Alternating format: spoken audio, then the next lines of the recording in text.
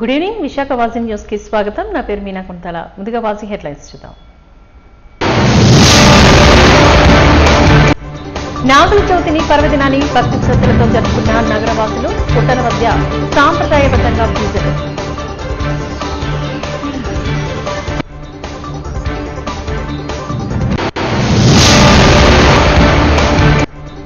విశాఖ వేదికగా 2 రోజుల పాటు రాష్ట్ర స్థాయి యోగాసన పోటీలు. వివిధ భంగిమల ఆసనాలతో అబ్బురపరిచిన పార్టిసిపెంట్స్.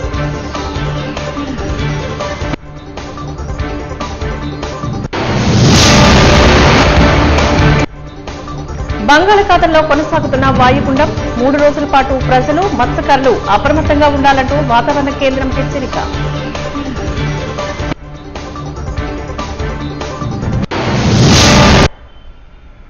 ఇక డీటెయిల్స్ చూద్దాం. నాగుల చవితి పర్వదినాన్ని నగర ప్రజలు అత్యంత భక్తి శ్రద్ధలతో జరుపుకున్నారు. ఉదయాన్నే స్నానాలు ఆచరించి శుభ్రమైన దుస్తులను ధరించి ప్రసాదాలు సిద్ధం చేసి ఇంటిల పాలిటి నగరంలోని వివిధ ప్రాంతాల్లో ఉన్న పుట్టల వద్దకు వారు చేరుకున్నారు. కార్లు, ఆటోలు, ద్విచక్ర వాహనాలపైన కాలినడకన పుట్టలు ఉన్న ప్రదేశాలకు చేరుకుని వాటిని శుభ్రం చేసి ముగ్గులతో అలంకరించి సాంప్రదాయబద్ధంగా పూజలు చేశారు. ఇలా పూజలు చేసే వారితోని పుట్టల వద్ద సందడి నెలకొంది. స్టేషన్ రోడ్డు, రైల్వే కార్యాలయ ప్రాంగణంలో ఉన్న పుట్టల వద్ద, అలాగే ఏయూలోనూ వివిధ విభాగాల సమీపంలో దట్టమైన చెట్టల మధ్య ఉన్న పుట్టల వద్ద సమీప ప్రాంత ప్రజలు సాంప్రదాయబద్ధంగా నాగదేవతకు దీపారాధన చేసి పూజలు గావించారు. పుట్ట కన్నల్లో పాలు పోసి చలిమిడి, చిమిలి వేసి పండ్ల తొనలను కూడా సమర్పించి తిరుగు ముఖం పట్టినప్పుడు పుట్ట బంగారాన్ని చెవులకు అలాగే నుదుట కుంకుమగాను ధరించి భక్తిని చాటుకున్నారు.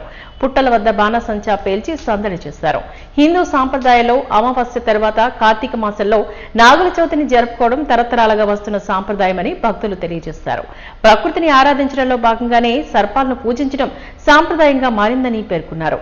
ఇలా సర్పరూప సుబ్రహ్మణ్య స్వామిని పూజిస్తే దోషాలు తొలగిపోవడంతో పాటు సంతాన ప్రాప్తి కూడా కలుగుతుంది అనేది తమ ప్రగాఢ విశ్వాసమని భక్తులు పేర్కొన్నారు.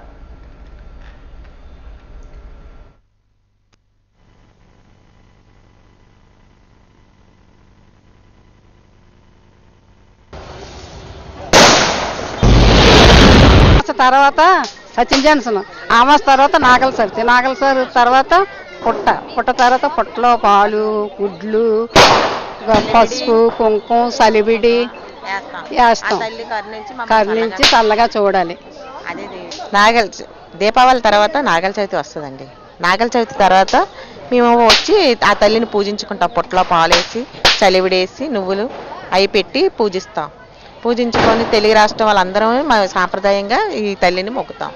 పుట్ట దగ్గర ఎలా పూజిస్తారమ్మా? పుట్ట దగ్గర చిల్లుడి, పాలు, గుడ్లు వేసి మేము కోరుకునేవి నెరవేరుతాయని ఆ తల్లికి దండం పెట్టుకుంటాం.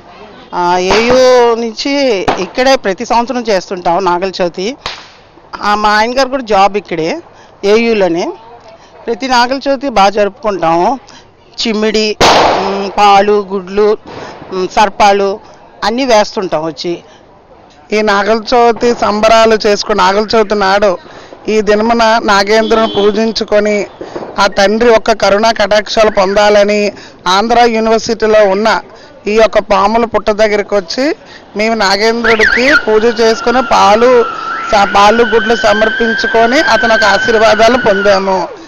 మరియు ఇలాంటి ఒక అందరూ కలిసి చేసుకున్న ఈ యొక్క పండగ ఇది ప్రపంచానికి ఎంతో కూడా తెలియపరుస్తున్నాము. అందరూ ముక్కమ్మడిగా పూజలు చేసుకోవాలని, అందరూ ఒక ఏకదాటి మీద ఉండాలని, అందరూ కలిసిమెలిసి ఉండాలని, ఇలాగే అందరం చేసుకుంటూ అందరికీ ఆ భగవంతుడు ఆయు ఆరోగ్య కరుణా కటాక్షము ఇవ్వాలని మనస్ఫూర్తిగా కోరుకుంటున్నాము. మేము ఎవ్రీ ఇయర్ కూడా ఇలాగే నాగుల చవితికి మా ఫ్యామిలీతో వచ్చి సెలబ్రేట్ చేసుకుంటాం.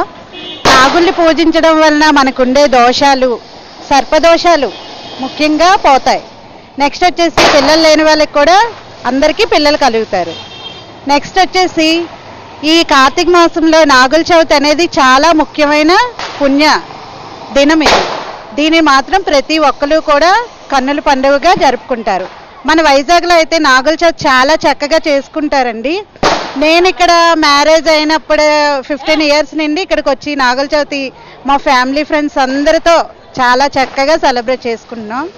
నాగుల చవితి అంటే ఒక నాగుల్నే పూజించడం కాదు, నాగులకి అధిపతి అయిన సుబ్రహ్మణ్యేశ్వర స్వామిని మనం ముఖ్యంగా ఈరోజు పూజించాలి. మనం వేసే ఆయనకి ఇష్టమైన చిమ్మిలి, నెక్స్ట్ వచ్చేసి చెరుకు గడలు, దుంపలు, అరటిపళ్ళు, ఇవన్నీ కూడా మేము స్వామికి సమర్పించుకుంటాం. ఈ రోజైతే మేము ఎర్లీ మార్నింగ్ లేచి మా ఇంట్లో మా అత్తయ్య గారి నుండి మేము ఇలా పాటిస్తున్నాం. మా అత్తయ్య గారు ఏంటంటే ఈరోజు ముద్దపప్పు చేయడం, చారు చేయడం, కలగాయ కూర వండుకోవడం, ఇది మాకు మా తోటికోడళ్ళకి వాళ్ళ అన్నదమ్ములకి అందరికీ కూడా మా అత్తయ్య గారి నుండే వస్తుంది. మా అత్తయ్య గారికి వాళ్ళ అత్తయ్య గారు నేర్పించారు, వాళ్ళ దగ్గర నుండి మాకు కూడా వచ్చింది. ఇప్పుడు మేము అందరం కూడా ఒకే దగ్గర కూర్చొని సెలబ్రేట్ చేసుకుంటాం.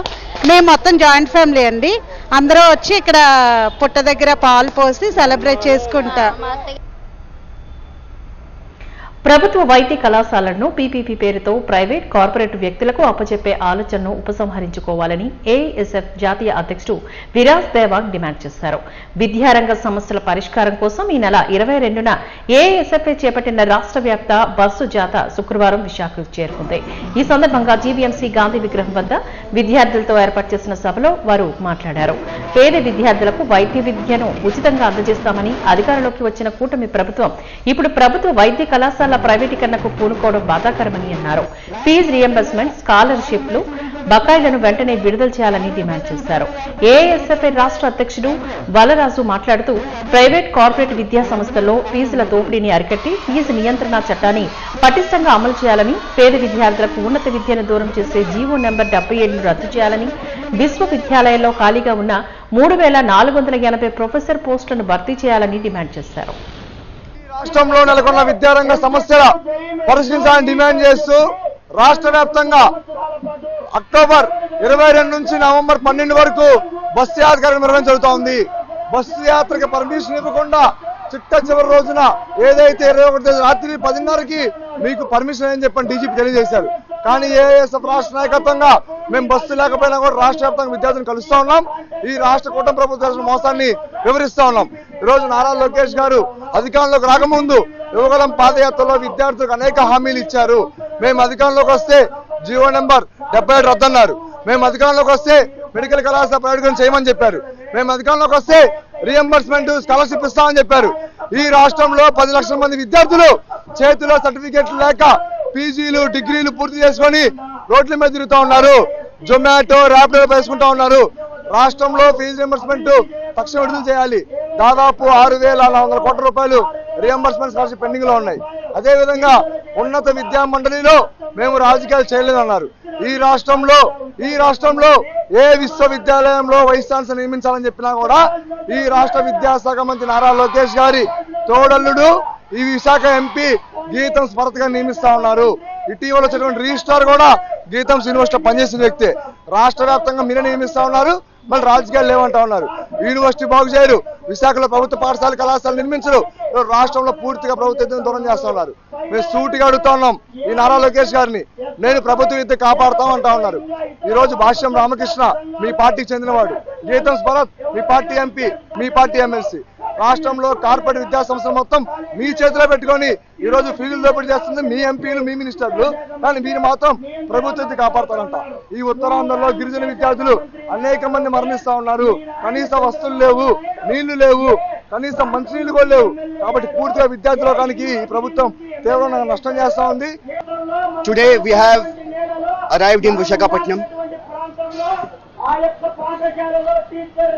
All India Students Federation, Andhra Pradesh State Council, on 22nd October onwards, we have organized statewide Jatha Bus Yatra from Ichapuram to Hindupuram. There are concerns in the state of Andhra Pradesh about the education sector. Since past 17 months, Chandrababu Naidu government is there in power, and we can clearly claim that past 17 months there has been a great amount of neglect towards the state of education. NEP 2020, which was brought by the union government, which was imposed by the union government, is being implemented in the state of Andhra Pradesh rampantly, which is facilitating the privatization of education. And there have been vacancies across universities, across colleges, in the state of Andhra Pradesh. Google ఏఏ data సెంటర్ను YCP స్వాగతిస్తుందని మాజీ మంత్రి ఆ party Anakapalli జిల్లా అధ్యక్షుడు గుడివాడ అమర్నాథ్ స్పష్టం చేశారు. Maddilapalem party కార్యాలయంలో పార్టీ రాష్ట్ర యువజన విభాగపు అధికార ప్రతినిధి కొండా రాజీవ్ గాంధీతో కలిసి ఆయన మీడియా సమావేశంలో పాల్గొని మాట్లాడారు. విశాఖకు గూగుల్ డేటా సెంటర్ వస్తుందన్న మొదటి రోజే దాన్ని వైసీపీ స్వాగతిస్తుందన్న మాట చెప్పిన విషయాన్ని గుర్తు చేశారు. అయినప్పటికీ మేం చెప్పింది అర్థం కాలేదో లేక మేమేం చెప్పినా మాకు నచ్చేది చూపిస్తామన్న ధోరణియో తెలియదు, కానీ సెలెక్టెడ్ మీడియా ఒక రకమైన తప్పుడు ప్రచారం చేసే ప్రయత్నం చేసిందని మండిపడ్డారు. గూగుల్ డేటాతోని 1,80,000 ఉద్యోగాలు వస్తాయని చంద్రబాబు, లోకేష్లు చెప్తున్నారని, అవి ఎలా వస్తాయో మాత్రం స్పష్టతనివ్వడం లేదని అన్నారు.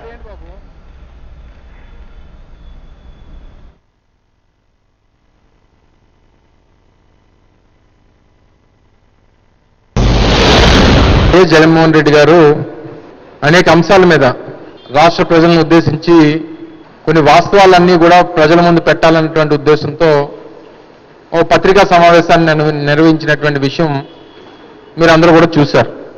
వారి పత్రికా సమావేశం సుదీర్ఘంగా జరిగిన తర్వాత వాస్తవాలన్నీ కూడా ప్రజలకి తెలుస్తున్నాయన్నటువంటి ఉద్దేశంతో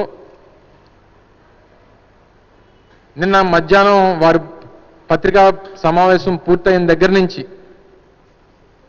రాష్ట్రంలో ఉన్నటువంటి కేబినెట్ అంతా కూడా ఎలా తండ్రి కొడుకులు ఎలా జల్సాల మీద బయట దేశాల్లో తిరుగుతూ ఉన్నారు.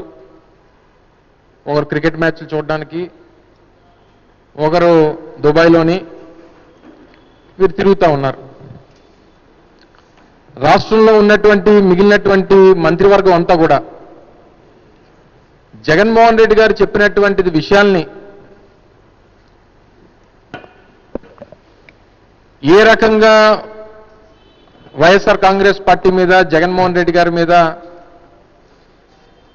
పిచ్చి పిచ్చి మాటలు, లేనిపోయినటువంటి ఆరోపణలు, అనవసరమైనటువంటి విషయాలు ఇవన్నీ మాట్లాడుతున్నారు తప్ప జగన్మోహన్ రెడ్డి గారు చెప్పినటువంటిది అవాస్తవం అన్నటువంటి మాట చెప్పలేకపోవడం ప్రజలందరూ కూడా గమనిస్తూ ఉన్నారు.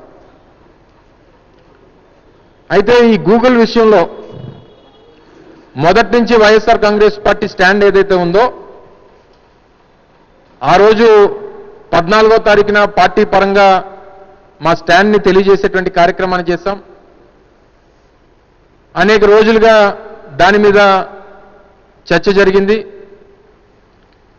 కొన్ని మీడియా ఛానల్స్, కొన్ని పత్రికలు, ముఖ్యంగా ఎల్లో మీడియా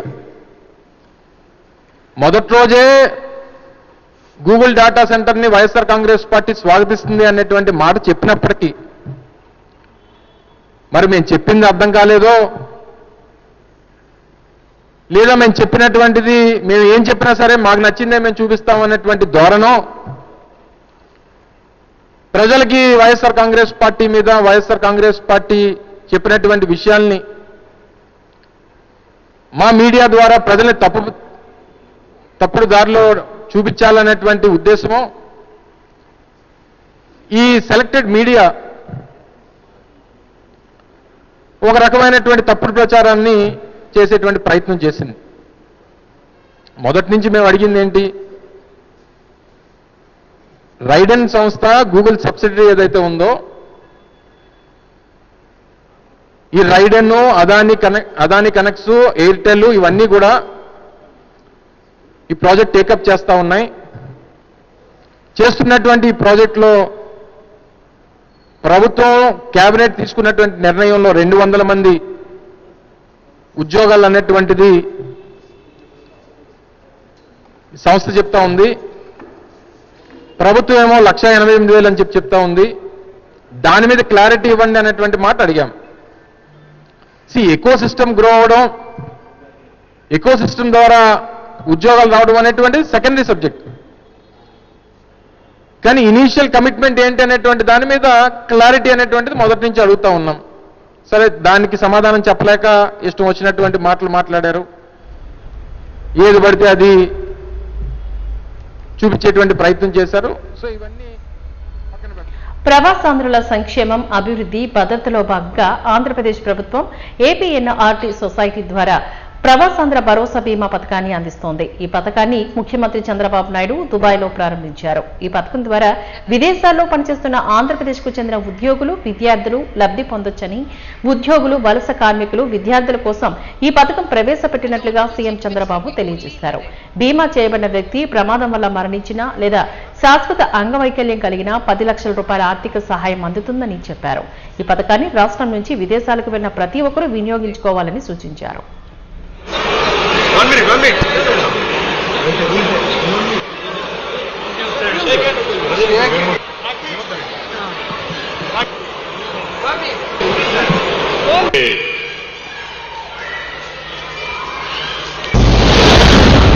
మన council general of India Dubai Satish Kumar Sivan గారిని అడిగాను, ఇటీవల ఎప్పుడైనా ఏదైనా ఇండియా నుంచి ఎవరైనా వస్తే ఇంత రిసెప్షన్ ఇచ్చారంటే చరిత్రలో ఎప్పుడూ జరగలేదు, ఇంతవరకు నేను చూడలేదు. దీనికంటే పెద్ద హాలు లేదు కాబట్టి ఈ హాల్లో ఈ మాత్రం ఉన్నారు. ఇంకా పెద్ద హాల్ ఉంటే ఆ హాల్ కూడా ఫుల్ అయిపోయేదని వారే చెప్పే పరిస్థితికి వచ్చారు. పిల్లల ఉత్సాహం చూస్తున్నాం, అదే మరి తల్లిదండ్రుల ఆనందం చూస్తున్నాం. ఈరోజు చూసిన తర్వాత నాకు అనిపిస్తుంది, నేను కోరుకున్నది నా జన్మలో ఇదే. ఎక్కడికి వెళ్ళినా తెలుగు వాళ్ళు ఉండాలి అనుకున్నాను, ఉండడమే కాదు ఆనందంగా ఉండాలని ఆకాంక్షించాను. ఈరోజు మిమ్మల్ని చూస్తే నాకు ఒక నమ్మకం వచ్చింది. నేను ఎప్పుడూ మిమ్మల్ని ఒకటే కోరుతా ఉంటాను. 30 సంవత్సరాలకు మునుపు 95లో స్టార్ట్ చేశాం. నేను ఆ రోజు ఒకే మాట చెప్పాను, ఒక ఇంటికి ఒక ఐటీ ప్రొఫెషనల్ కావాలి. మీ పిల్లల్ని మీరు బాగా చదివించండి. మీరు ఎంత డబ్బులు ఇచ్చారనేది ముఖ్యం కాదు. ఒక 10 ఎకరాలు 20 ఎకరాలు భూమి ఇస్తే ప్రయోజకుడైతే కాపాడుకుంటాడు, అప్రయోజకుడైతే పోగొట్టుకుంటాడు. మీరు చదివిప్పించండి, తెలివితేటలు ఇప్పించండి.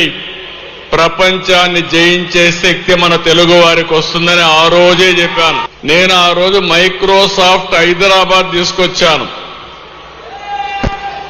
ఆ మైక్రోసాఫ్ట్ లో నాదేళ్ల సత్య ఉద్యోగానికి వెళ్ళాడు.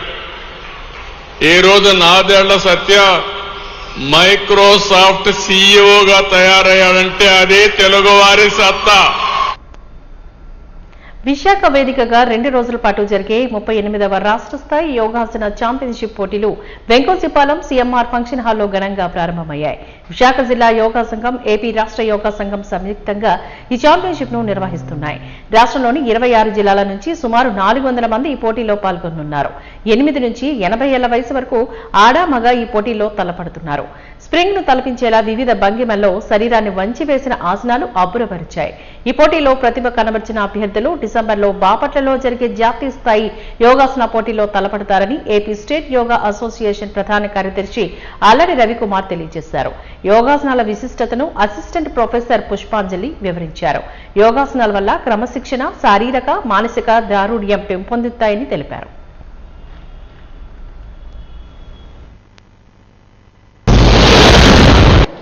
ఈరోజు అక్టోబర్ 25, 26 తేదీల్లో విశాఖపట్నంలో రాష్ట్ర స్థాయి యోగాసన పోటీలు నిర్వహించడం జరుగుతున్నది. ఈ పోటీలకు 26 జిల్లాల నుంచి కూడా వివిధ విభాగాల నుండి 400 వరకు బాలబాలికలు చేయడం జరిగింది. వీరందరూ కూడా గెలుపొందిన వారు. ఆంధ్రప్రదేశ్లో బాపట్ల పట్టణం నందు జాతీయ యోగాసన ఛాంపియన్షిప్ పోటీలు జరుగుతున్నాయి.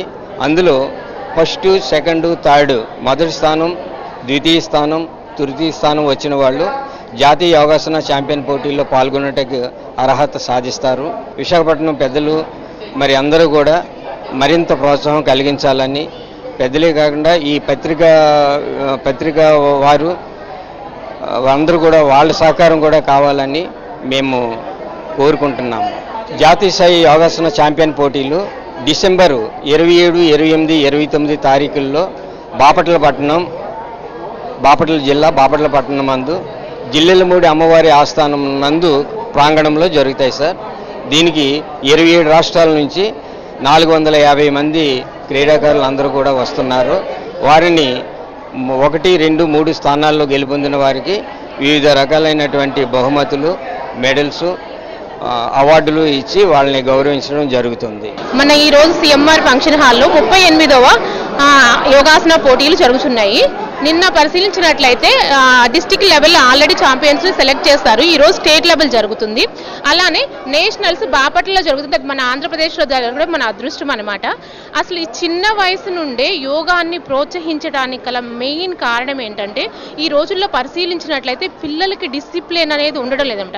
పేరెంటింగ్ అనేది చాలా టాస్క్ అయిపోతుంది. పురాతన కాలంలో ఒక్కొక్క ఇంట్లో 4 పిల్లలు, 10 మంది పిల్లలు, 8, 7 అలా కూడా ఉండేవాళ్ళు. కానీ ఈరోజు సింగిల్ కిడ్ని కూడా వాళ్ళు సక్సెస్ఫుల్గా పేరెంటింగ్ చేయలేకపోతున్నారు, చేస్తున్నారు. కానీ ఏంటంటే వాళ్ళు హైపర్ యాక్టివిటీ కానీ స్ట్రెస్ లెవెల్స్ కానీ ఇంక్రీజ్ అవటము, పేరెంటింగ్ కనీసం ఈవెన్ అమ్మకి మాతృదేవో భవ పితృదేవో భవ అన్నారు. కనీసం నిద్ర లేవగానే కూడా తల్లిదండ్రులకి నమస్కరించడం కానీ, పెద్దలకి నమస్కరించడం కానీ, వాళ్ళ యొక్క గురువులకి నమస్కరించడం కానీ ఇలాంటిది చాలా మంది పిల్లల్లో కూడా కొరబడుతుంది. మనం చూస్తున్నట్లయితే మన సంస్కృతి సాంప్రదాయాలని, డిసిప్లిన్ని చిన్నతనం నుండి పిల్లలకి అలవర్చినట్లయితే వాళ్ళు భావ తరాలకి నేటి బాలలే రేపటి పౌరులు అన్నారు కదా, వాళ్ళకి బాల్యం నుండే యోగాని అడాప్ట్ చేసి వాళ్ళని శక్తివంతంగా టాలెంటెడ్గా తీర్చిదిద్దడానికి ఈ యోగాసన కాంపిటీషన్స్ అనేవి కండక్ట్ చేయడం జరుగుతుంది.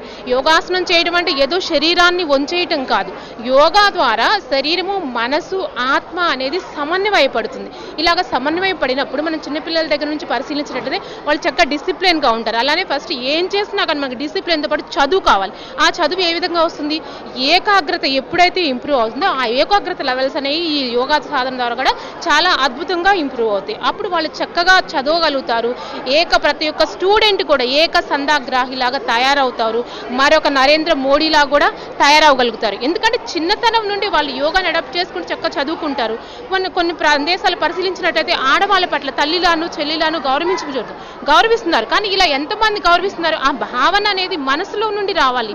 ఎప్పుడు వస్తుంది ఆ భావన అనేది? యోగ చిత్తవృత్తి నిరోధ అంటారు. చిత్తంలో ఉన్నటువంటి వృత్తులు నిరోధించడం అంటే చిన్నతనం నుండి ఆ పిల్లలకి పాజిటివ్ మైండ్ సెట్, పాజిటివిటీ అనేది అలవడినట్లయితే వాళ్ళు కంపల్సరీ కూడా ప్రతి ఒక్క సోదరి సమాజంలో భారతదేశం నా మాతృభూమి, భారతీయులందరూ నా సోదరులు అని చెప్తారు కదా, దాన్ని వాళ్ళకి చిన్నతనం నుండి అలవాటు చేసినట్టు మానసికంగా వాళ్ళ మైండ్ సెట్ అనేది ప్రిపేర్ అవుతుంది అనమాట. దాంతోపాటు శారీరకంగా దృఢంగా తయారవుతారు. ఈ కాంపిటీషన్ ద్వారా మన దేశం యొక్క గొప్పతనం కూడా పెరుగుతుంది. మనకి ఎన్నో పథకాలు కూడా వాళ్ళు తీసుకొస్తారనమాట. అలానే చూడండి, ఫస్ట్ మనిషి ఆరోగ్యంగా ఉండాలంటే మానసిక ఆరోగ్యం అనేది చాలా ఇంపార్టెంట్. హిందూ సాంప్రదాయంలో నాగుబామును నాగదేవతగా పూజిస్తారు.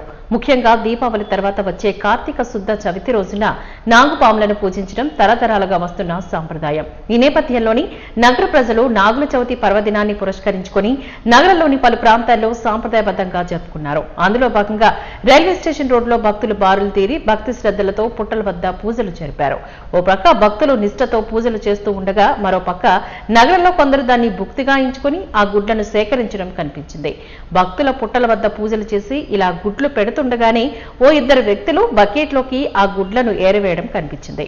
భక్తుల మనోభావాలను సైతం పరిగణలోకి తీసుకోకుండా గుడ్లను ఏరి బకెట్లలోకి నింపుకోవడం విశేషం.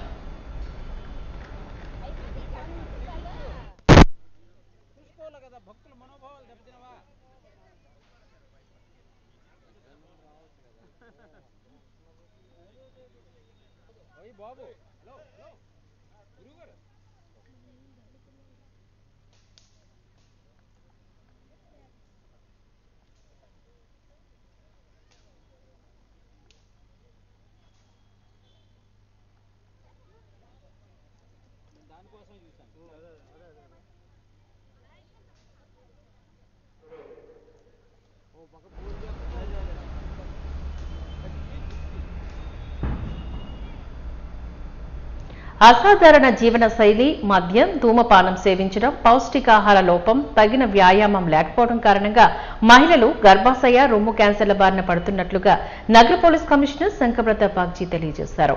సిరిపురం విఎంఆర్డీఏ చిల్డ్రన్స్ ఎరీనాలో జరిగిన ది పింక్ స్పిరిట్ కార్యక్రమంలో ఆయన ముఖ్య అతిథిగా పాల్గొన్నారు. మహిళలకు ప్రత్యేక స్క్రీనింగ్ ప్యాకేజ్ ను ప్రారంభించారు. ఈ సందర్భంగా ఆయన మాట్లాడారు. గర్భాశయ, రొమ్ము క్యాన్సర్లకు గల కారణాలను, వాటి గుర్తించే పద్ధతులను ఆయన వివరించారు. సకాలంలోని వీటిని గుర్తించి తగిన చికిత్స పొందితే పూర్తిగా స్వస్థత పొందవచ్చని చెప్పారు. రక్త పరీక్షలు, మామోగ్రఫీ, అల్ట్రాసౌండ్, ఎంఆర్ఐ వంటి పరీక్షల ద్వారా క్యాన్సర్ నిర్ధారణ అయితే సర్జరీ, కీమోథెరపీ, రేడియేషన్ థెరపీ వంటి చికిత్సల ద్వారా వ్యాధి నుంచి బయటపడొచ్చని అన్నారు.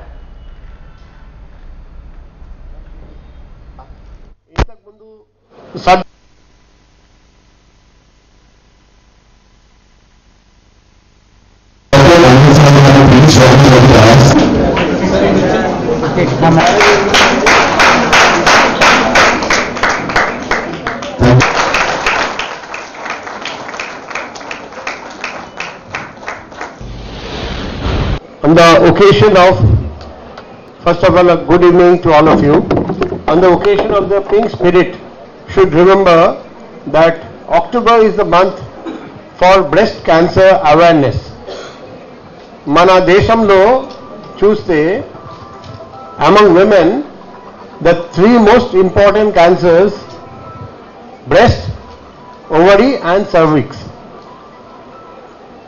which don't, at least the breast cancer rarely happens in males, and cervix and ovary are not present in males, so the question doesn't arise. But breast cancer also happens in males. But now, among these three types of cancers, breast is the most common among females in India. Why is this awareness necessary? మనం ఎందుకు ఈ అవగాహన కార్యక్రమం ప్రతి సంవత్సరం రెగ్యులర్గా పెట్టున్నాం, especially October నెలలో పెట్టున్నాం? ఎందుకంటే బ్రెస్ట్ క్యాన్సర్ ఆర్లీ స్టేజ్లో మనం డిటెక్ట్ చేయగలిగితే it is curable, fully curable. ఇంకొకటి, breast cancer is related to our lifestyle. చాలా మందికి తెలియదు, రెగ్యులర్గా మనం ప్రాసెస్డ్ ఫుడ్ తినడం, ఆల్కహాల్ త్రాగడం, మందు త్రాగడం, స్మోకింగ్ చేయడం, ఎక్సర్సైజ్ చేయకపోవడం, ఈ sedentary life style and unhealthy food, unhealthy diet, దానివల్ల బ్రెస్ట్ క్యాన్సర్ రిస్క్ పెరుగుతుంది. ఆగ్నేయ బంగాళాఖాతంలో వాయుగుండం కొనసాగుతోంది. ప్రస్తుతానికి పోర్ట్ బ్లెయిర్కి 440 కిలోమీటర్ల మేర, విశాఖపట్నానికి 970 కిలోమీటర్ల మేర, చెన్నైకి 970 కిలోమీటర్లు, కాకినాడకి 990 కిలోమీటర్లు, గోపాల్పూర్కి 1040 కిలోమీటర్ల దూరంలో కేంద్రీకృతమై ఉంది. ఇది పశ్చిమ వాయువ్య దిశగా కదులుతూ ఆదివారం నాటికి తీవ్ర వాయుగుండంగా, సోమవారం ఉదయానికి తుఫానుగా, మంగళవారం ఉదయానికి తీవ్ర తుఫానుగా మారే అవకాశం ఉన్నట్లుగా విశాఖ తుఫాన్ హెచ్చరికల కేంద్రం అధికారి తెలియజేశారు. ఇది ఉత్తర వాయువ్య దిశగా కదులుతూ మంగళవారం రాత్రికి మచిలీపట్నం, కళింగపట్నం మధ్య, కాకినాడ సమీపంలో తీరాన్ని దాటే అవకాశం ఉన్నట్లుగా చెప్పారు. తీరం దాటే సమయంలో గరిష్టంగా గంటకు 90 నుంచి 110 కిలోమీటర్ల మేర వేగంతోని బలమైన ఈదురుగాలులు వీస్తాయని, ప్రజలు అప్రమత్తంగా ఉండాలని, మత్స్యకారులు వేటకు వెళ్లొద్దని హెచ్చరించారు. గరిష్టంగా 80 కిలోమీటర్లు, ఇంకా గరిష్టంగా అదే రోజు సాయంత్రం నుంచి పెనుగాలులు గంటకి 90 నుంచి 100 కిలోమీటర్లు, గరిష్టంగా 110 కిలోమీటర్లు కూడా వీచే అవకాశాలు ఎక్కువగా కనిపిస్తున్నవి. నెక్స్ట్ 28వ తారీఖున ఈ గాలులు, పెనుగాలులు గంటకి 90 నుంచి 100 కిలోమీటర్లు, గరిష్టంగా 110 కిలోమీటర్లు కోస్తా తీరం పడి గాలులు ఎక్కువగా వీచే అవకాశం ఉన్నది. కావున మత్స్యకారులు ఎవరు కూడా ఈ రోజు నుంచి 29వ తారీఖు వరకు మత్స్యకారులు ఎవరు కూడా వేటకు వెళ్ళకూడదనేది హెచ్చరికలు జారీ చేయడం జరిగింది. ఇప్పటికీ ఎవరైనా సరే మత్స్యకారులు సముద్రంలో వేటకి వెళ్ళి ఉండేటట్లయితే వాళ్ళు సురక్షితంగా తీరానికి చేరవలసిందిగా కూడా వాళ్ళకి సూచనలు జారీ చేయడం జరిగినది. వాజీ న్యూస్ ముగించే ముందు ముఖ్యాంశాలు మరొకసారి చూద్దాం. నాగుల చవితి పర్వదినాన్ని భక్తి శ్రద్ధలతో జరుపుకున్న నగరవాసులు. పుట్టల వద్ద సాంప్రదాయబద్ధంగా పూజలు.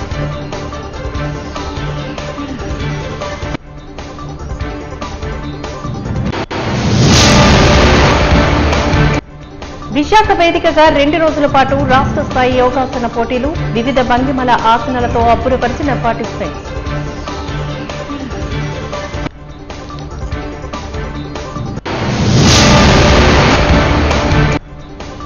బంగాళాఖాతంలోని కొనసాగుతున్న వాయుగుండం. 3 రోజుల పాటు ప్రజలు, మత్స్యకారులు అప్రమత్తంగా ఉండాలంటూ వాతావరణ కేంద్రం హెచ్చరిక.